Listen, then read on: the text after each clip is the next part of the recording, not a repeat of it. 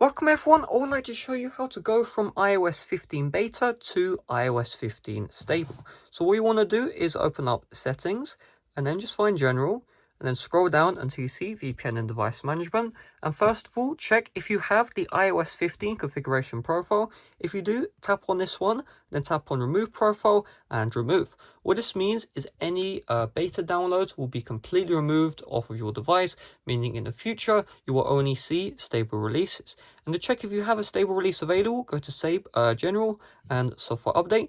And let's see, you can see, boom, iPadOS 15.01, that is a stable version of iOS 15 and not a developer beta or public beta.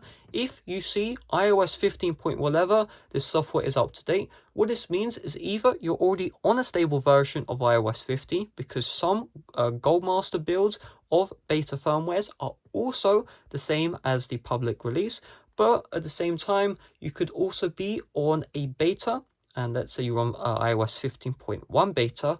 However, there is no stable release, which is below that. And so if you're in that situation and you want to downgrade, what you're going to have to do, go on the computer, go to ipsw.me, find the iOS 15 firmware file, and then downgrade there. Everything is on that website. I will leave it in the description down below. With that being said, thanks for watching. Very short video. See you guys later. Bye bye.